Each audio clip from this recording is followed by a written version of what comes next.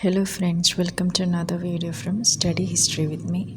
ഇന്ന് നമ്മൾ ചെയ്യുന്ന വീഡിയോ പരമാര ഡൈനാസ്റ്റിയെക്കുറിച്ചാണ്. പരമാര ഡൈനാസ്റ്റിയെ നമുക്ക് രണ്ട് ലീനിയേജസ് ആയിട്ട് കാണാൻ സാധിക്കും. ഒന്ന് മൗണ്ട് അബു ബേസ് ചെയ്തിട്ടുണ്ടായിരുന്ന ചന്ദ്രാവതി ലീനിയേജ്, മറ്റേത് മാൽവ ബേസ് ചെയ്തിരുന്ന മാൽവദാർ ലീനിയേജ്. മൗണ്ട് അബു ബ്രാഞ്ചിൻ്റെ കീഴിൽ വരുന്നതാണ് ഭിൻമാൽ കിരാതു ബ്രാഞ്ചും ജാലർ ബ്രാഞ്ചും. അതുപോലെ മാൽവദാർ ബ്രാഞ്ചിൻ്റെ കീഴിലുള്ളതാണ് വാഗത. പരമരാസ് എന്ന പദത്തിൻ്റെ അർത്ഥം ഡിസ്ട്രോയർ ഓഫ് എനിമീസ് എന്നാണ്. രാഷ്ട്രകൂടാസിൻ്റെ പീരീഡിൽ അവർക്ക് കീഴിലായിട്ട് വാസൽസ് ആയിട്ടായിരുന്നു പരമരാസ് ഭരിച്ചിരുന്നത്. ചന്ദ്ര പർദായി എഴുതിയിട്ടുള്ള പൃഥ്വിരാജ രാസോ എന്ന വർക്കിൽ പരമരാസിനെ മെൻഷൻ ചെയ്യുന്നുണ്ട്. ഇതിലും മുൻപെയുള്ള വർക്ക്സിലൊന്നും നമുക്ക് ഇവരെക്കുറിച്ചുള്ള മെൻഷൻസ് കാണാൻ സാധിക്കുന്നില്ല. പരമരാസിനെ കുറിച്ച് ഇൻഫർമേഷൻ തരുന്ന കൃതിയാണ് നവസഹ സംഘചരിത. ഇത് എഴുതിയിട്ടുള്ളത് പത്മഗുപ്ത പരിമാൾ. ഇതിൽ പറയുന്നത് പരമരാസിൻ്റെ ബിഗിനിങ് മൗണ്ട് അബുവിൽ നിന്നാണ്. മൗണ്ട് അബുവിൻ്റെ മുകളിൽ വെച്ചിട്ട് വശിഷ്ഠ മുനി ഒരു യാഗം ചെയ്യുകയും അഗ്നികുണ്ഡത്ത് നിന്നാണ് പരമരാസിൻ്റെ ലീനിയേജ് സ്റ്റാർട്ട് ചെയ്യുന്നത് എന്നുമാണ്. അതുകൊണ്ട് തന്നെ പരമരാസിനെ അഗ്നികുലത്തിലാണ് കൗണ്ട് ചെയ്യാറുള്ളത്. മൗണ്ട് അബു ആയിരുന്നു ഇവരുടെ ഏർലി റീജിയൻ. പ്രധാനപ്പെട്ട 2 ബ്രാഞ്ചുകളായിരുന്നു ഉണ്ടായിരുന്നത്. ഒന്ന് മൗണ്ട് അബു ബ്രാഞ്ചും മറ്റേത് മാൽവ ബ്രാഞ്ചും. പരമരാസിനെ സംബന്ധിച്ച് ലഭിച്ചതിൽ ഏറ്റവും പഴക്കം ചെന്ന ഇൻസ്ക്രിപ്ഷനാണ് സിയാഖ ഇൻസ്ക്രിപ്ഷൻ. ഇവരുപയോഗിച്ചിരുന്ന ടൈറ്റിലുകൾ രാഷ്ട്രകൂട കിങ്സുമായിട്ട് വളരെ സിമിലർ ആയിരുന്നു. അതുകൊണ്ട് തന്നെ പല ചരിത്രകാരന്മാരും ഇവർ രാഷ്ട്രകൂടാസിൻ്റെ ഡിസെൻഡൻസ് ആയിട്ട് കണക്കാക്കുന്നുണ്ട്. ഉദയ്പൂർ പ്രശസ്തി, തേജ്പാൽ ഇൻസ്ക്രിപ്ഷൻ തുടങ്ങിയത് ക്ഷത്രിയ ബ്രാഹ്മണരായിട്ടാണ് പരമരാസിനെ പറയുന്നത്. മുഞ്ച രാജാവിൻ്റെ പാട്രൺ അദ്ദേഹത്തെ വിളിക്കുന്നത് ബ്രഹ്മക്ഷത്ര എന്നാണ്. പടനാരായണ ടെമ്പിൾ ഇൻസ്ക്രിപ്ഷനിൽ ഇവരെ വസിഷ്ഠ ഗോത്രത്തിൽപ്പെടുന്ന ബ്രാഹ്മണന്മാരായിട്ടാണ് പരാമർശിക്കുന്നത്. ലേൺഡ് ക്ഷത്രിയാസിന് ലഭിച്ചിരുന്ന ഒരു ടേം ആയിരുന്നു ബ്രാഹ്മണ ക്ഷത്രിയ എന്നും ഒരു അഭിപ്രായമുണ്ട്. DC സർക്കാരിൻ്റെ അഭിപ്രായത്തിൽ ഇവർ മാൽവ റീജിയണിൽ നിന്നുള്ള ആളുകളാണ്. പക്ഷേ മാൽവ റീജിയൺ ഇവർ ഭരിക്കുന്നതിൻ്റെ മുന്നേ അവിടെ പരമരാസിൻ്റെ ഒരു എവിഡൻസ് നമുക്ക് ലഭിച്ചിട്ടില്ല. പരമരാസ് ഓഫ് അബു, അർബുദ, അർവുദ എന്നീ വാക്കുകളാണ് ഇൻസ്ക്രിപ്ഷൻസിൽ മൗണ്ട് അബുവിന് യൂസ് ചെയ്തിട്ടുള്ളത്. 10ാം നൂറ്റാണ്ടിനും 13ാം നൂറ്റാണ്ടിനും ഇടയിലായിട്ടായിരുന്നു മൗണ്ട് അബു ബേസ് ചെയ്തിട്ട് പരമരാസ് ഭരിച്ചിരുന്നത്. ഇൻസ്ക്രിപ്ഷനുകളിൽ ചന്ദ്രപാളയം, ചന്ദ്രപള്ളി എന്നൊക്കെ പറയുന്ന ചന്ദ്രാവതി എന്ന സിറ്റിയായിരുന്നു ഇവരുടെ ക്യാപിറ്റൽ. പരമാര ഡൈനാസ്റ്റിയുടെ ഫൗണ്ടറാണ് ഉത്പല രാജ. 1161 ഇൻസ്ക്രിപ്ഷനിൽ ചന്ദ്രാവതിയിലാണ് ഇദ്ദേഹം ജനിച്ചത് എന്ന് പരാമർശിക്കുന്നു. താഴെ കൊടുത്തിട്ടുള്ളത് മറ്റ് പ്രധാനപ്പെട്ട രാജാക്കന്മാരുടെ പേരുകളാണ്. ഇതിൽ പ്രധാനപ്പെട്ട ഒരു രാജാവാണ് ധന്തുക. ഇദ്ദേഹം സോളങ്കി ഡൊമിനേഷനിൽ നിന്ന് ബ്രേക്ക് ഫ്രീ ചെയ്യാൻ വേണ്ടി ശ്രമിച്ചിട്ടുണ്ട്. സോളങ്കി രാജാവായിട്ടുള്ള ഭീംദേവ് സോളങ്കി ധന്തുകയെ ഡിഫീറ്റ് ചെയ്യുകയും അദ്ദേഹത്തിൻ്റെ ഒരു ജനറൽ ആയിട്ടുള്ള വിമൽ ഷായെ ഇദ്ദേഹത്തിൻ്റെ റീജിയൻ ഭരിക്കാൻ വേണ്ടി അസൈൻ ചെയ്യുകയും ചെയ്തു. 1031 ഇദ്ദേഹം ബിൽഡ് ചെയ്തിട്ടുള്ള ടെമ്പിളാണ് Vimal Shahi temple. White marble ഉപയോഗിച്ചിട്ടുള്ള ഈ ഒരു ടെമ്പിൾ ദിൽവറ എന്ന് പറയുന്ന സ്ഥലത്താണ് സ്ഥിതി ചെയ്യുന്നത്. 1ാമത്തെ തീർത്ഥങ്കരനായിട്ടുള്ള ഋഷഭനാഥയ്ക്ക് വേണ്ടിയിട്ടാണ് ഈ ഒരു ടെമ്പിൾ ഡെഡിക്കേറ്റ് ചെയ്തിട്ടുള്ളത്. ഇത് മാരു ഗുർജാര സ്റ്റൈലിലാണ് കൺസ്ട്രക്ട് ചെയ്തിട്ടുള്ളത്. വിമൽ ഷായുടെ ഡിസെൻഡൻ്റ് ആയിട്ടുള്ള പൃഥ്വിപാലാണ് ഇവിടെയുള്ള എലഫൻറ്റ് കോർട്ട്യാർഡ്, അതായത് ഹസ്തിശാല കൺസ്ട്രക്ട് ചെയ്തത്. ബാക്കിയുള്ള രാജാക്കന്മാരും അവരുമായിട്ട് ബന്ധപ്പെട്ട പ്രധാനപ്പെട്ട പോയിന്റുമാണ് ഈ ഒരു ഭാഗത്ത് പറയുന്നത്. 1161 CEയിലുള്ള ഒരു ഇൻസ്ക്രിപ്ഷനിൽ റാണസിംഹ ഒരു വലിയ ആർമിയെ ഡിഫീറ്റ് ചെയ്തതായിട്ട് പറയുന്നുണ്ട്. ഇതിൽ പറഞ്ഞിട്ടുള്ള റിവർ ഏതാണ് ഐഡൻറ്റിഫൈ ചെയ്യുന്നതിൽ ഹിസ്റ്റോറിയൻസിൽ തമ്മിൽ പല ഒപ്പീനിയൻസ് ഉണ്ട്. ഈ ഒരു ഡൈനാസ്റ്റിയിലെ ലാസ്റ്റ് നോൺ റൂളറാണ് ധാരവർഷ. ചാലുക്യാസിൻ്റെ കീഴിലൊരു ഫ്യൂഡേറ്ററി ആയിട്ടാണ് ഇദ്ദേഹം ഭരിക്കുന്നത്. ഇദ്ദേഹത്തിൻ്റെ സഹോദരനായിട്ടുള്ള പ്രഹ്ലദാന എഴുതിയിട്ടുള്ള വർക്കാണ് പാർത്ഥ പരക്രമ വ്യയോഗ. മുസ്ലിം കോർട്ട് ക്രോണിക്കിൾസിൽ ഇദ്ദേഹത്തിനെ വിളിക്കുന്നത് ദാരാബറസ് അല്ലെങ്കിൽ ദാരബറസ് എന്നൊക്കെയാണ്.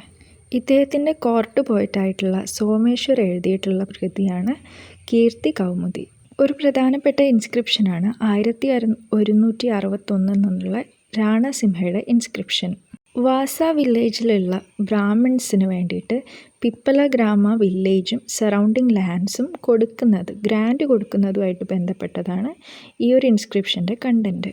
റാണസിംഹയുടെ പിതാവായിട്ടുള്ള വിക്രമസിംഹയുടെ പീരീഡിൽ നടന്ന മറ്റൊരു ലാൻഡ് ഡൊണേഷനെ കുറിച്ചും ഇതിൽ പരാമർശിക്കുന്നുണ്ട്.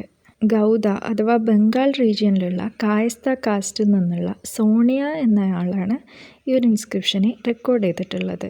ഇത് ശിവനെയാണ് മെയിനായിട്ട് അഡ്രസ്സ് ചെയ്യുന്നത്. ബ്രഹ്മാവിനെയും വിഷ്ണുവിനെയൊക്കെ ശിവൻ്റെ അസിസ്റ്റൻ്റായിട്ടാണ് പറയുന്നത്. പരമാഴ്സ് ഓഫ് മാൾവ ഇവരുടെ ഫസ്റ്റ് ക്യാപിറ്റലായിരുന്നു ഉജ്ജയിൻ. ശേഷം അത് അവർ ധാര അല്ലെങ്കിൽ ധാറിലേക്ക് മാറ്റി. ശിവഭക്തരായിരുന്ന ഇവർ ജൈനിസത്തിനെയും പ്രൊമോട്ട് ചെയ്യുന്നുണ്ട്.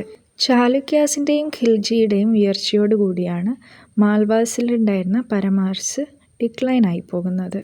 പരമാര ഡൈനാസ്റ്റിയിലെ ഫസ്റ്റ് ഇൻഡിപെൻഡൻറ്റ് സോവറൈനാണ് Siyaka second. Harsola copper plates പ്രകാരം ഇദ്ദേഹം കൃഷ്ണ മൂന്നാമൻ എന്ന രാഷ്ട്രകൂട കിങ്ങിൻ്റെ ഫ്യൂഡേറ്ററി ആയിരുന്നു. ഹർസോല കോപ്പർ പ്ലേറ്റിൽ ഇദ്ദേഹത്തിന് മെൻഷൻ ചെയ്യുന്ന ടൈറ്റിലാണ് മഹാരാജാധിരാജാപതി. ഇദ്ദേഹത്തിൻ്റെ പീരീഡിൽ പ്രതിഹാരാസിനെയും ഹുണാസിനെയൊക്കെ അറ്റാക്ക് ചെയ്യുന്നു, ഡിഫീറ്റ് ചെയ്യുന്നുണ്ട്. രാഷ്ട്രകൂട രാജാവായിരുന്ന കൃഷ്ണ മൂന്നാമൻ്റെ മരണശേഷം അവിടെ ഉണ്ടായിരുന്ന സക്സസറായിരുന്ന കൊട്ടികയെ ഇദ്ദേഹം ഡിഫീറ്റ് ചെയ്യുകയും നർമ്മദ റിവറിൻ്റെ അടുത്തുണ്ടായിരുന്ന ബാറ്റിലിൽ ഇദ്ദേഹം രാഷ്ട്രകൂടാസിൻ്റെ കുറേ ടെറിട്ടറീസ് കീഴടക്കുകയും ചെയ്തു. രാഷ്ട്രകൂടാസിൻ്റെ ക്യാപിറ്റലായിരുന്ന മാന്യഖേട്ട എന്ന സിറ്റിയെ ഇദ്ദേഹം സാക്ക് ചെയ്തു. ഈ ഒരു ഇവൻറ്റ് നടക്കുന്നത് 1972 CEയിലാണ്.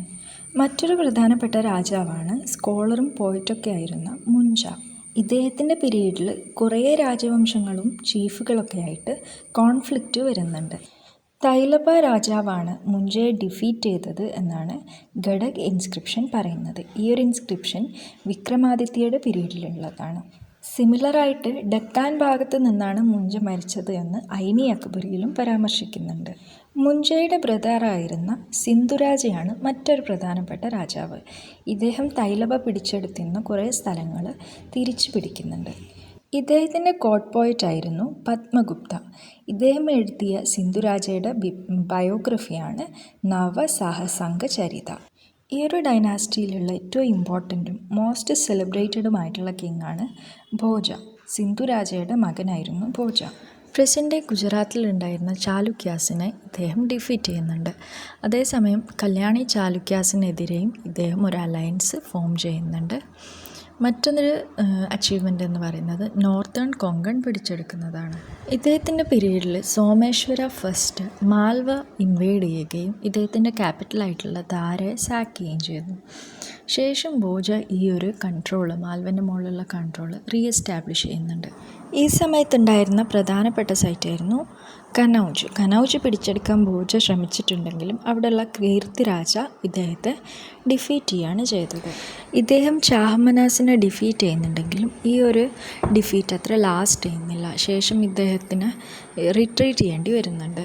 മെഡീവൽ മുസ്ലിം ഹിസ്റ്റോറിയൻസ് അവരുടെ മഹ്മൂദ് ഗസ്നിയുടെ സോംനാഥിലേക്കുള്ള യാത്രേനെയൊക്കെ പറയുന്നതിൻ്റെ ഭാഗമായിട്ട് ഈ ഒരു റൂട്ട് മാറ്റിയിട്ട് പോകുന്നതായിട്ട് പറയുന്നുണ്ട്. അവിടെ ഒരു ഹിന്ദു കിങ് ഉണ്ടായിരുന്നു, പരംദേവ് എന്ന് പറയുന്ന. അവരെ ഒഴിവാക്കാൻ വേണ്ടിയിട്ടായിരുന്നു റൂട്ട് മാറ്റിപ്പോയത് എന്ന് പറയുന്നുണ്ട്.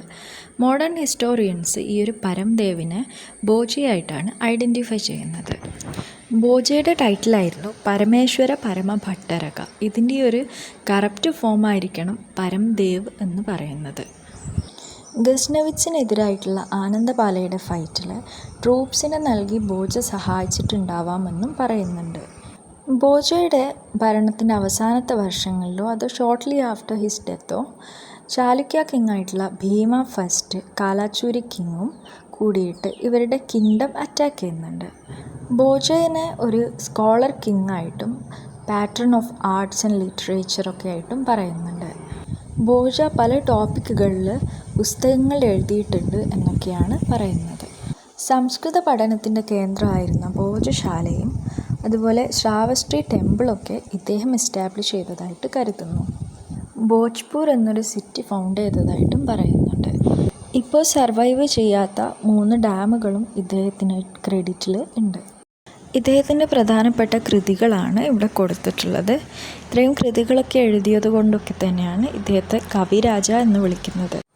ഭോജയ്ക്ക് ശേഷം വന്ന രാജാക്കന്മാരുടെ പേരുകളാണ് ഇവിടെ കൊടുത്തിട്ടുള്ളത്. മഹാലഖ ദേവിയാണ് നോൺ ആയിട്ടുള്ള ഏറ്റവും അവസാനത്തെ പരമാര കിങ്. ഇദ്ദേഹം അലാവുദ്ദീൻ ഖിൽജിയുടെ പീരീഡിലാണ് ഡിഫീറ്റ് ചെയ്യപ്പെടുന്നത്. ഇതിന് ശേഷവും കുറേ പരമാര രാജാക്കന്മാരെ നമുക്ക് ഇൻസ്ക്രിപ്ഷൻസിലൊക്കെ കാണാൻ സാധിക്കുമെങ്കിലും ഇവരൊന്നും ഇത്രയും പവർഫുൾ അല്ലായിരുന്നു. പരമാർസിൻ്റെ മറ്റൊരു ബ്രാഞ്ചാണ് വാഗാഡ പരമാർസ്. ഇവരുടെ ക്യാപിറ്റലായിരുന്നു അർത്തുണ. ഇവരുടെ ഏരിയ മാൾവ ഏരിയ ആയിരുന്നു. ഇവർക്ക് കുറേ രാജാക്കന്മാരുണ്ടായിരുന്നു. അതൊന്നും അത്ര ഇമ്പോർട്ടൻ്റ് അല്ല. ധാനിക്, സത്യരാജ്, ചാമുണ്ഡരാജൻ തുടങ്ങി കുറേ രാജാക്കന്മാരുണ്ടായിരുന്നു. ഇതിൽ ചാമുണ്ഡരാജ് എന്ന രാജാവാണ് മദാലേശ്വർ ടെമ്പിൾ ഓഫ് അർത്തുന കൺസ്ട്രക്ട് ചെയ്തത്.